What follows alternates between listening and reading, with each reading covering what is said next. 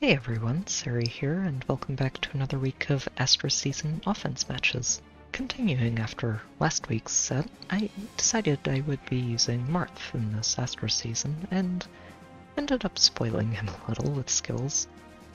While I wasn't too sure about him going into this week, I did want to see how he'd do when you set him up to be an omnitank with Null Disrupt.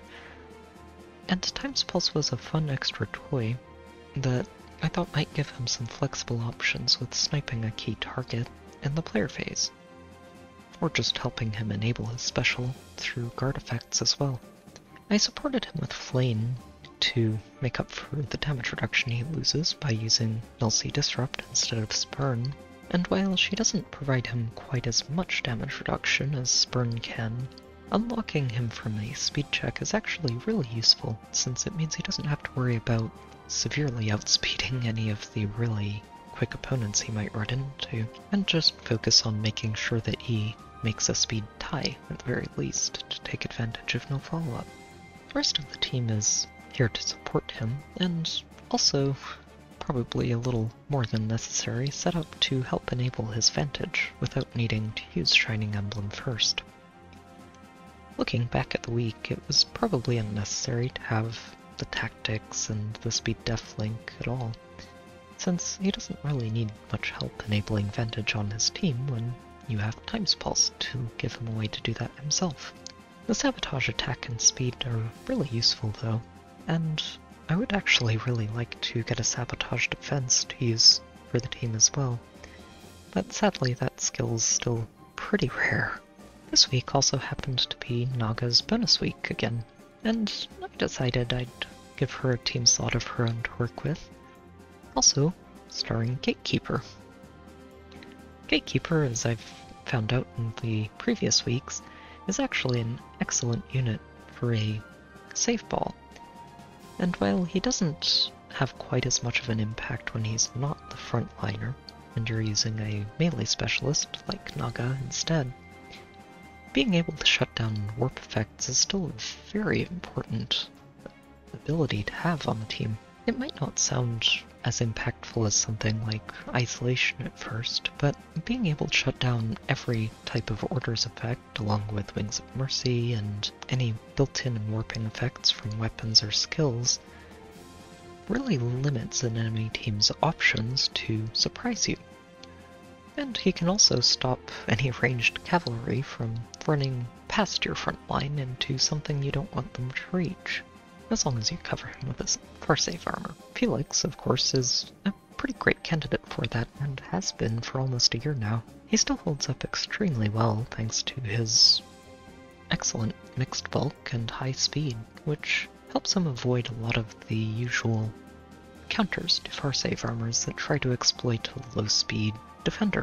Naga herself is set up as a melee specialist here, using Mirror Stance to give herself a guard effect and some extra attack and res while defending, and while the res doesn't do too much in most melee combats, combining it with Dragon Wall means that she has access to a very reliable 40% damage reduction against almost any opponent. Her personal Divine Fang skill is a little lackluster in the current state of affairs, but it still does a very good job of helping to enable her weapon and gives her access to up to +9 to every stat. I did decide to give her Quick Riposte this time around instead of Obstruct, since I'm using Gatekeeper to fill that role for the most part, and Quick Riposte gives her a way to break through speed ties or any impact effects that she might run into, while also helps keep her healthy through multiple combats if necessary. Having Furum on the team to isolate a key target is actually very important, and combined with Gatekeeper makes most enemy teams pretty trivial to work around, while Ashera offers us a full spectrum of buffs, and Plumeria gives the team some guidance mobility and a dance to help navigate the map. So let's get to the first match.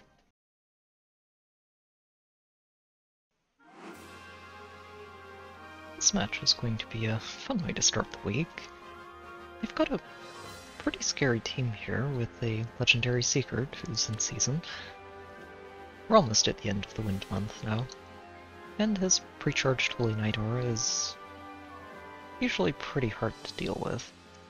And they're backing this up with a legendary Lilina, who's not actually in season this week, and a Hector, who's their 7th unit, and isn't really using a standard for current times build. He has a bit of a budget build with his basic Bolt Fighter and Soul, and can help him stay alive in some situations. They've also got 2 Dancers to try and make sure their team can threaten the back line. The attack tactic here is a bit annoying, but I don't think it's going to cause us too many trouble, or too much trouble. And they've also got Saros to enable their 7th slot, and a Corner Fatal Guard, who probably isn't going to cause us any problems. This is going to be Marth's debut, and should be interesting to see him work. We're actually going to get things started on the first turn. The gravity effect on Lilina means that we can make sure she only attacks from this little area, and can never reach our backline before she goes down. So we're going to start by flipping Marth forward, and Reagan can move back out.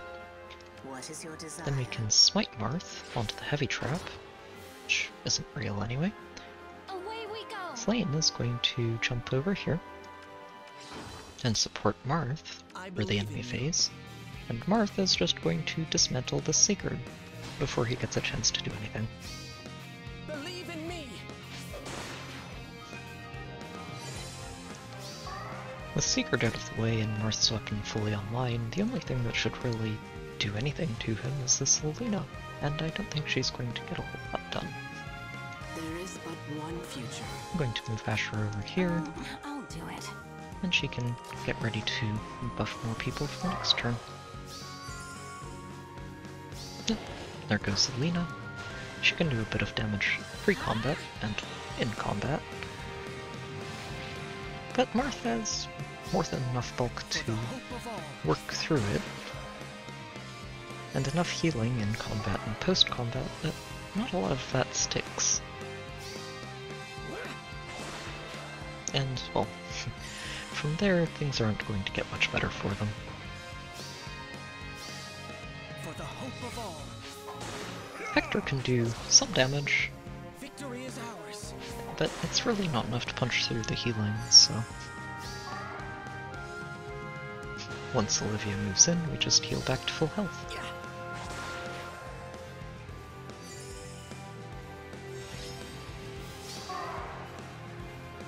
Yes? Well, we did actually end up charging Marth's special at the end of last turn. Time's Pulse means that it's always active here Believe in me.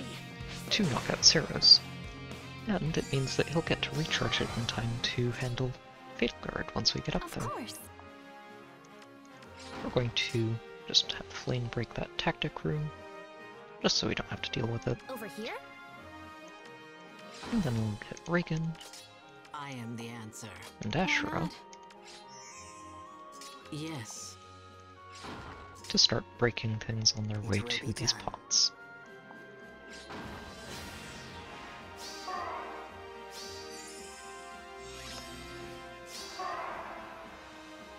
At this point, we just need to pick up the pots before we close out the match, and I think we can actually do that this turn. I'm going to start by smiting Ashera forward Yes. and having her break this fountain. Over here? Reagan can break this one, and then retreat out of range of Fatal Guard. Of course. Then we'll let Flame break this Bolt Tower, and have Marth stand in front of her to intercept Fatal Guard. One of the important things about this actually is that we don't have Marth's Vantage active, since we only have 36 buffs total on the highest buffed units on our team. Which is good, since it means we won't actually tank a bonfire Why from not? Fatal Guard this I turn. won't lose. Yeah. And then we just watch the fireworks. She attacks in, gets the damage reduced, Single strike. And Marth can finish her off. Nice and clean.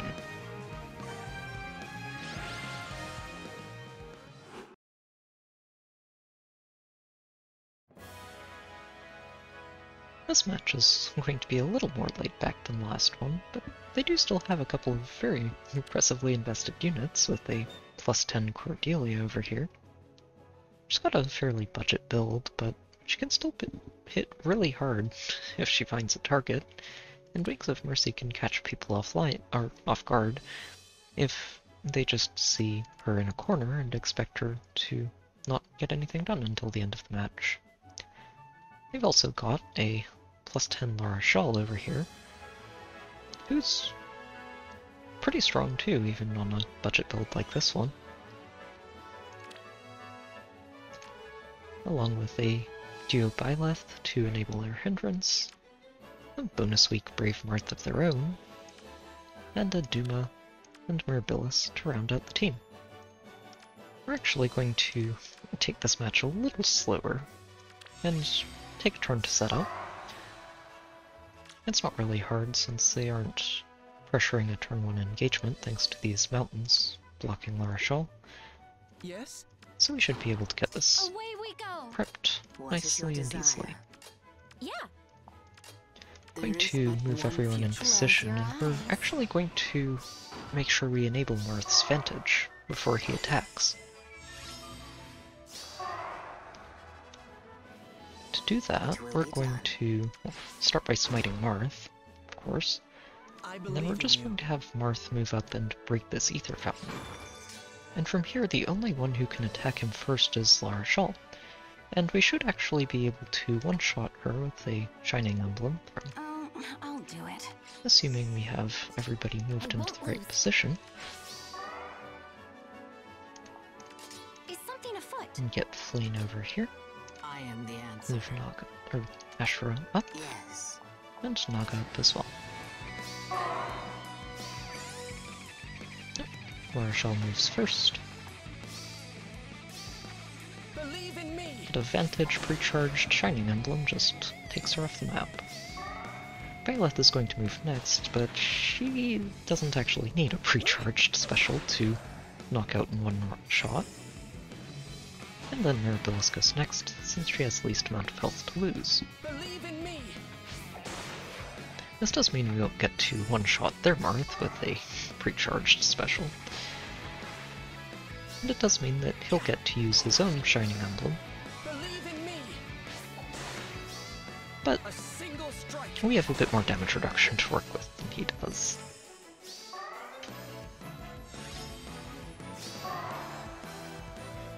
From here, well, Martha's not going to have any problems taking Duma out. Effective damage and special is a little much for Duma to handle.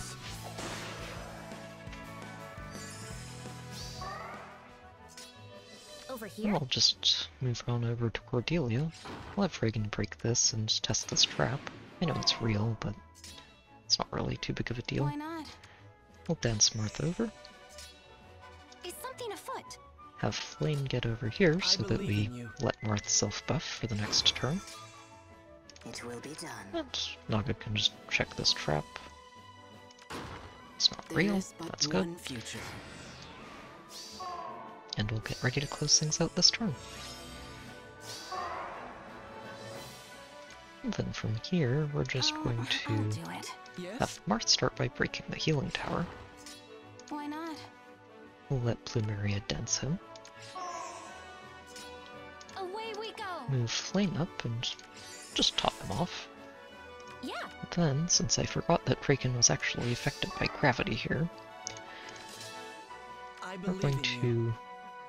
to let Ashera be the one to flip Flame into There is position but one future. and keep Marth alive in the enemy What phase is your here. desire? We don't get to Vantage Cordelia here. Oh, never mind. I guess we Believe had in me. buffs online that I forgot about. And, well, that's enough for him to one-shot Cordelia too. Let's see what we get next.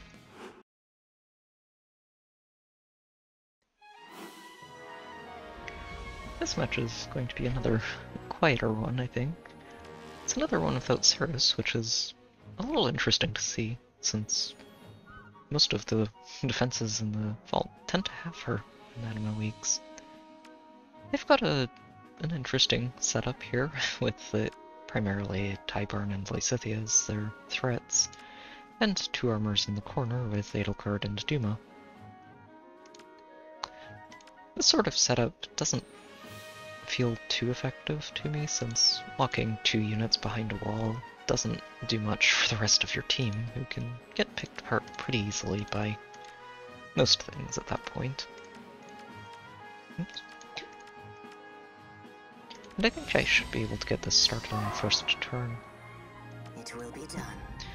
I'm just going to move Marth here, Over here?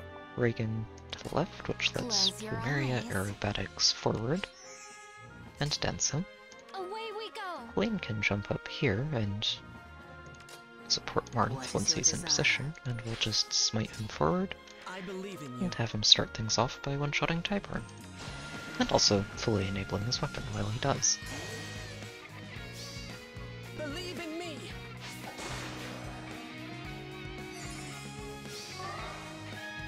And from there we can just have Ashera start picking up pots, and we should be able to close this out pretty quickly. Mary moves first. She has the least amount of health to lose, and, well, none of them are going to break through Marth's vantage here. Nope. Believe in me. And he very quickly returns to full health after Duma's upheaval, and cleans up their team.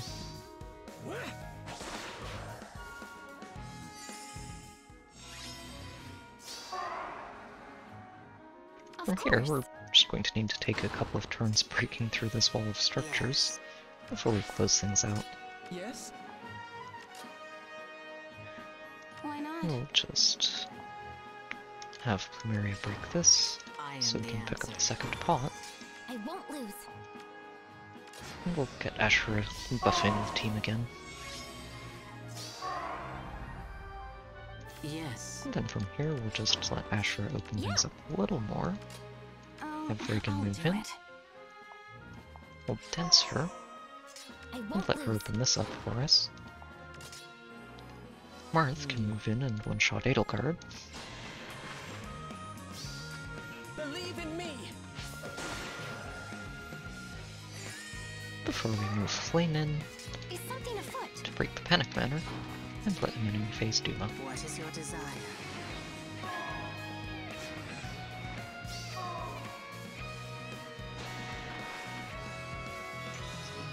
He didn't actually take a single hit this match.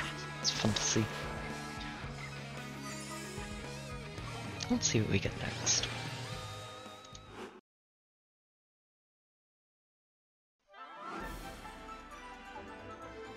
This match is actually not something I've seen in a while. It's a armor stall ball in a corner with a maxed out far save Hector, backed up by a +10 Arden. The clever part about this is that the usual no weapons equipped on most of their team is present, but they do have Flame here as their corner unit, and she's actually in the 7th slot, even though they only have 6 units. And the way this is set up, it means that she'll never actually become active until something dies, and when the armors are covering everything, that's not easy to do.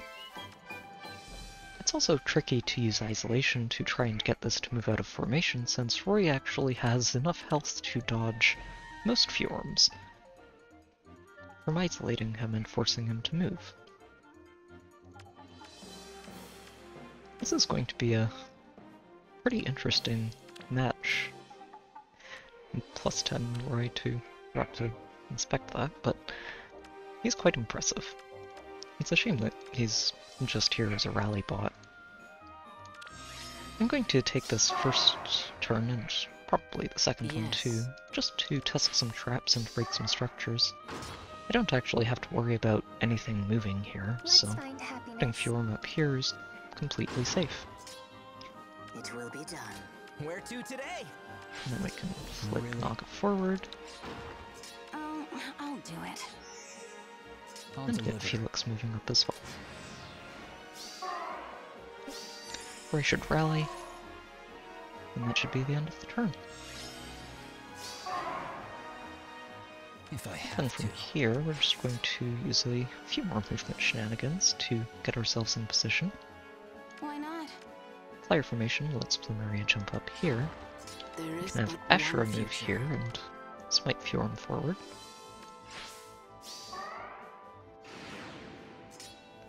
Yes. Then we can move Naga here I love you. and have Fjorm break this bolt tower.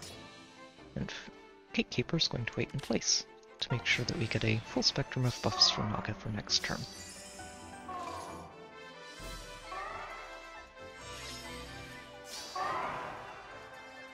I am And the here answer. we should be able to actually just attack into Arden and knock him out with Reporting for Naga. duty. She is going to tank an Ignis, which What is your hurts a desire? bit, but thanks to Dragon Wall she can survive it pretty effectively.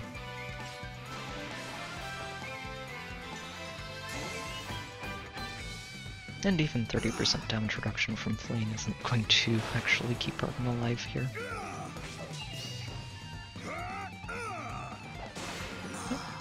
And then down he goes.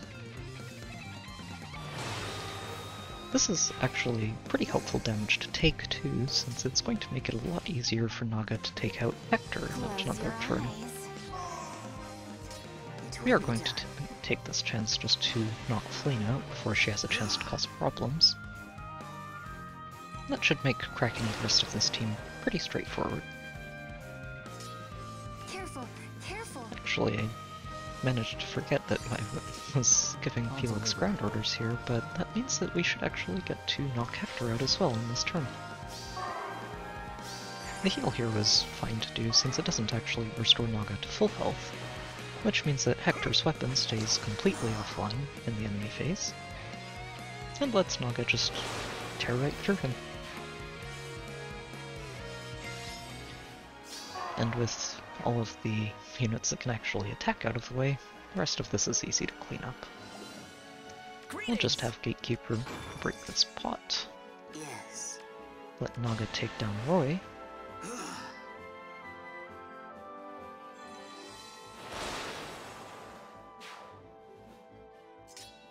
If I have and to. Felix can jump forward and snipe Mirabilis.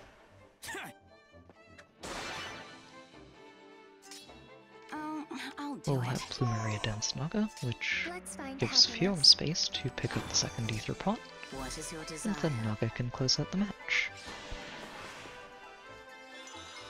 This was a fun one. I haven't seen a stall ball like that in a while. Deliberation is over. It was fun to be able to break it with Naga. Let's see what we get next.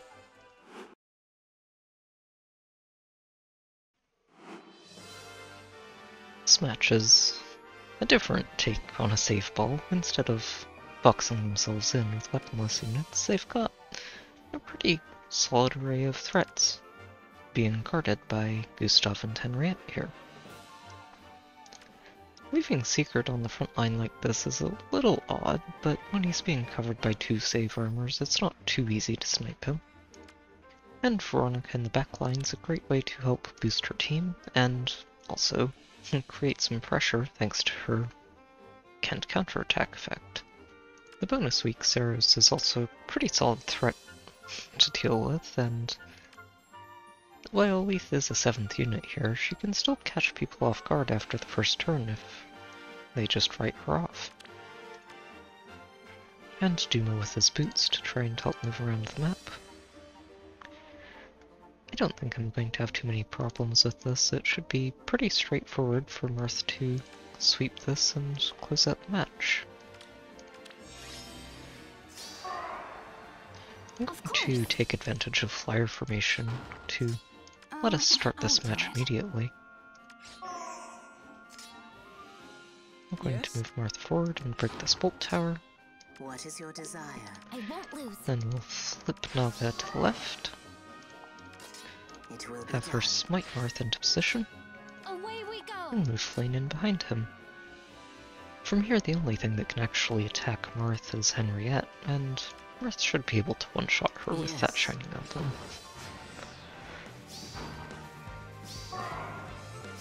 We've also set up enough buffs that he should have Vantage here, so she doesn't even get to land a hit before she gets knocked out. Victory is ours.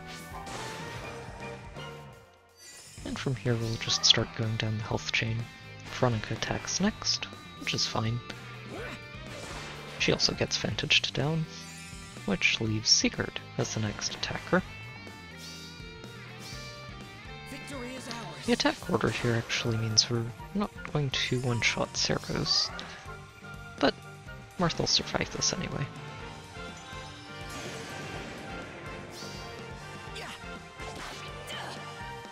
Damage reduction versus damage reduction.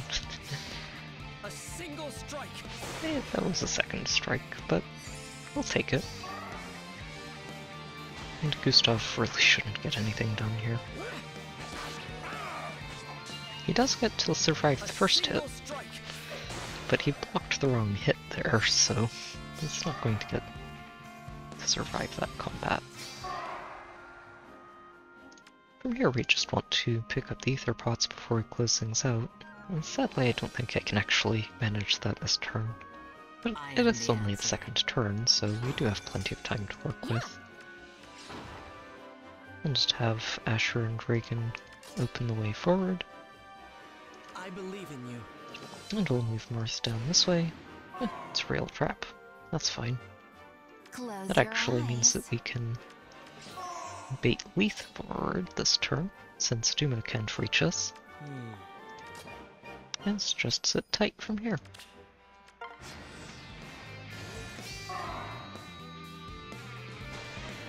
Leith is not going to get too much done to For Marth. the hope of all.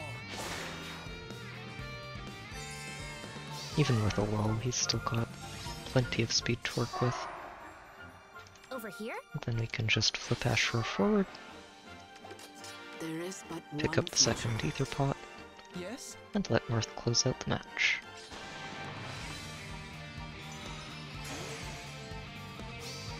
A single strike. That was a pretty clean win. Let's see what we get next.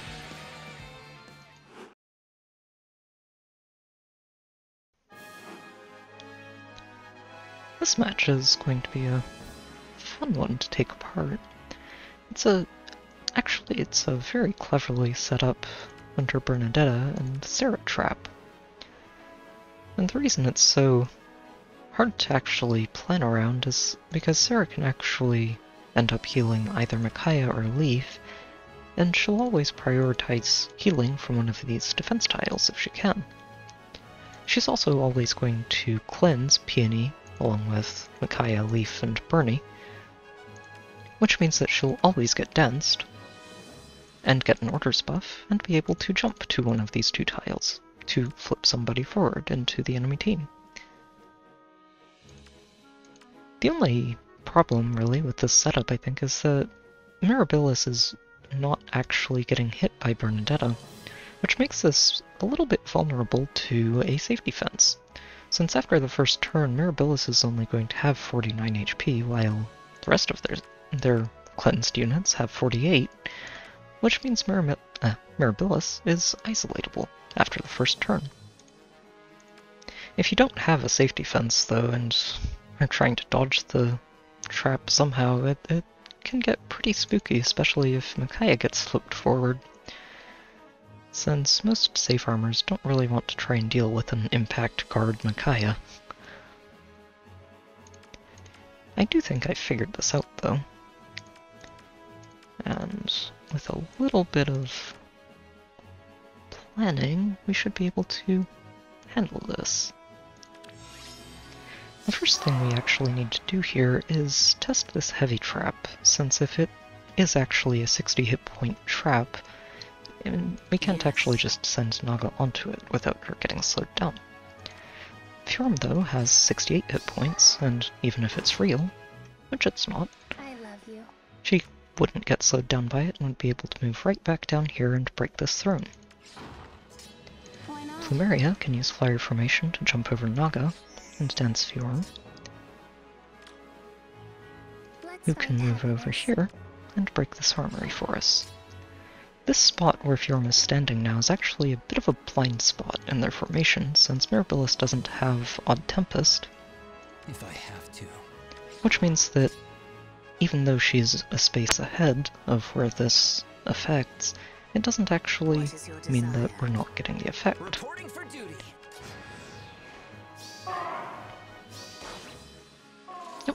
There goes the safety fence. From here, we're going to make sure we take out Micaiah before anything else happens, since she can actually threaten Felix with this build, There and is we don't but want that. one future. So we're going to smite Naga forward, and thanks I'll to deliver. ground orders on Felix, Careful. we can move Fjorm up a space. If I have Then to. Felix can use Fjorm's position to jump forward and snipe Mirabilis. Yeah. While I did consider leaving Mirabilis alive here, since she'd be very easy for Felix to wall out, it's nice just to get her off the table so I don't have to worry about her weapon. Yes. From here, Naga can snipe Micaiah, since Micaiah doesn't have Mystic Boost. So the adaptive damage punches through her res and targets her much lower defense stat.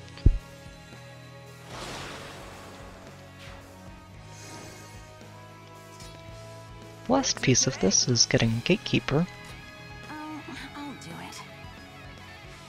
all the way to the front Greetings. to intercept Leaf and stop him from reaching Plumeria. Yep. Sarah moves in and attacks Felix, but that's not going to accomplish anything. She also gets danced, which still doesn't let her accomplish anything. Except a little bit of chip damage. Bernie can move in and do some actual damage, but since the dance happened first, Here, take this. she's not actually getting any bonuses from Peony anymore. And, well, even if Leaf attacks Felix directly, he still can't do any damage.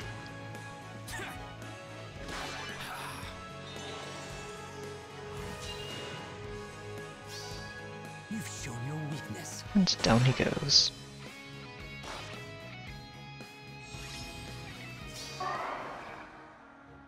At this point, we just need to make sure that we defuse the remainder of their threats before we pick up these pots and close out the match. To do that, we're going to smite Plumeria forward, since she's gravitied right now, and, well, this is a real trap anyway. What is your desire? And Naga can one-shot Ceres from here.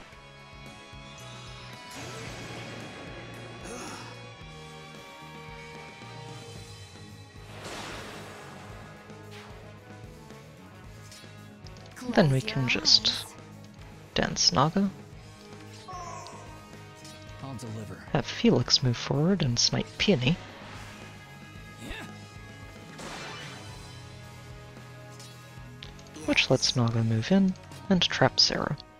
Even though Plumeria can be attacked, she's not going to be in any trouble since Felix can just save her. I love you. Which means we can have Fjorm, Reporting for duty. Gatekeeper, start moving in to help pick these pots up.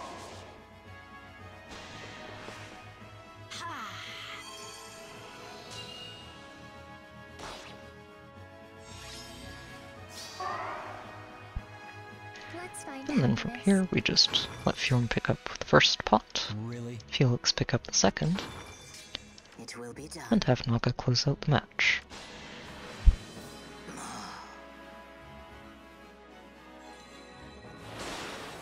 That one went really well.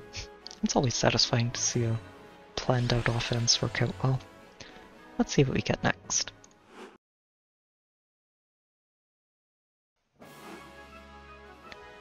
This match is going to be an interesting one near the end of the week. It's a rematch, and I was kind of expecting a little more from them, considering the units on their offense team. They do, though, have a very impressive plus 10 Fjorm on their squad. It's a neat build for her, and seems a bit more focused at an AR offense team than a defense one. But at the same time, I don't think you'll be breaking her with a Linja, for example.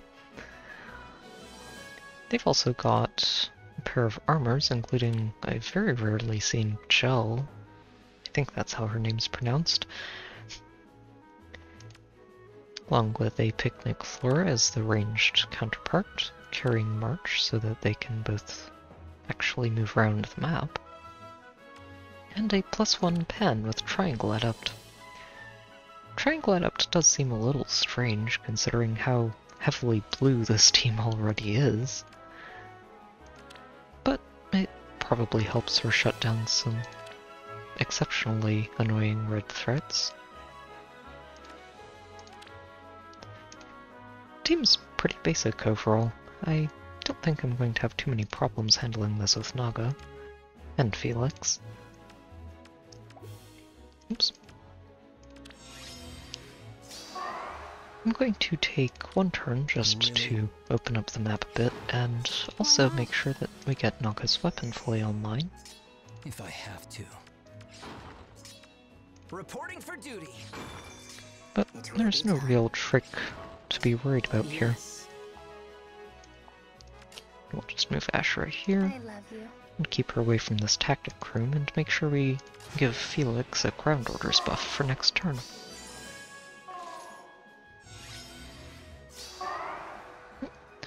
Then from here, we'll just have Naga break this bolt tower, I am the answer. smite her forward onto the heavy trap, which is real, it's fine. I'll We'll dance Ashera forward There is and but move her in one behind future. Naga. I'll deliver. Felix can jump up past Gatekeeper, and Gatekeeper can move in next to Naga and pick up the second Aether pot. We'll just move Fume here and give Felix ground orders for next turn as well. We shouldn't need it, but just in case. Fume leads the charge here. She almost survives Naga, but not quite.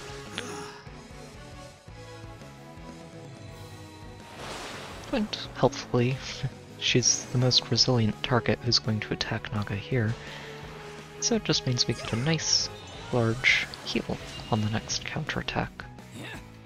Felix, meanwhile, is never going to have problems handling a Zero, or Flora. You've shown your weakness. And since those are the only two ranged units on the team, he doesn't have anything to worry about anymore. Zeros, meanwhile, gets to get shut down by the skill she introduced, Be warned. and Dragon Wall takes a nice chunk out of the damage she can actually do before Naga heals herself to full health. Pan can do some damage, at least, before Naga just shuts her down. She's not even transformed, so we didn't even need Quick Riposte to break through the impact effect she'd get while transformed. With most of the threats out of the way, Gel's the only thing that really bothers us anymore, and, well, with Chill Attack and 40% damage reduction, we're not too worried about her. So we're just going to smite Ashera to complete the spectrum of buffs for Naga, I am the answer. have Ashera move right back up this way, and we're going to do a little bit of shenaniganry with Plumeria's debuff. I'm Really? actually going to swap Gatekeeper here. Then, with Gatekeeper waiting in place, we can have Plumeria dance him, which debuffs Mirabilis and brings her res just low enough that she can't sabotage Naga anymore, which means that Naga doesn't get any debuffs and can tank Gel pretty easily.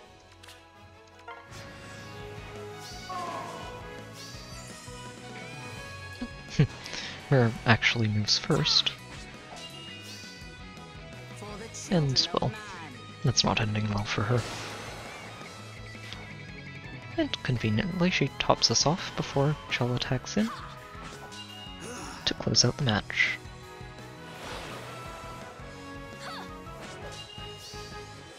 Find my flame. And down she goes.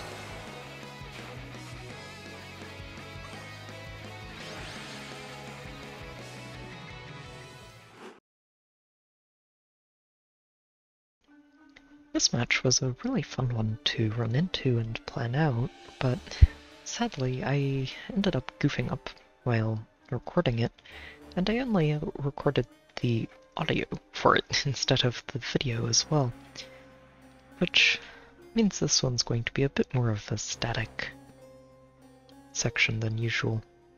I am sorry about that, and I'm hoping it won't happen again. It was a fun match, though. They have another Winter Bernadetta and Sarah return trap. It's not the first one we saw this week. And being able to flip a +10 Elliewood into your opponent's team on turn 1 is a pretty intimidating threat. They've also set this up pretty cleverly to make sure that both of their dancers will always get cleansed by Sarah, even after the first turn, since the healing tower will keep Mirabilla's topped off and at 43 HP, even though she gets tagged by Bernadetta while Dorothea won't. The two Wings of Mercies on Saros and Ophelia also give them a lot of ways to potentially threaten an opponent's team after Elliewood goes in, assuming he survives at least. And Bernadetta herself is still a pretty intimidating threat to handle in the enemy phase. With all that said, I went into this not expecting to have many problems, since we can use a safety fence to give ourselves a turn to set up and get in position, and that's really all we need for the most part. We did take that turn and used the team with Marth to handle this, setting Marth up in this space below the left traps, and got ready to smite him forward to initiate onto Elliewood and block basically their entire team from reaching us, while having Flame position where the heavy trap is beside the fortress. I wasn't quite able to set this up to initiate on the first turn, but again, the safety fence gives us that first turn to work with anyway, so it didn't matter too much. From here I'll switch to the audio I did record, and play through the match that way. From here, we're just going to smite Marth forward, I believe in you. have him wipe out the Elliewood in one hit, Believe in me.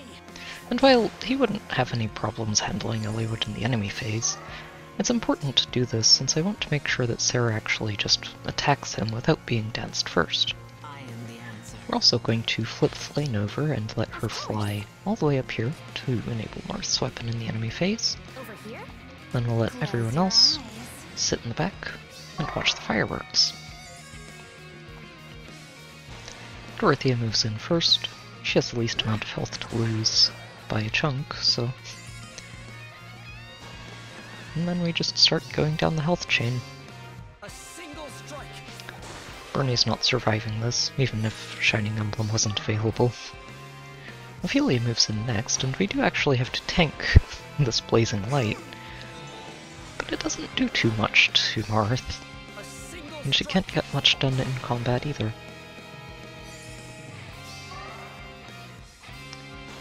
Sarah moves in next, and also gets vantaged down, which means that Sarah's gets herself wiped out by a Vantage-enabled Shining Emblem.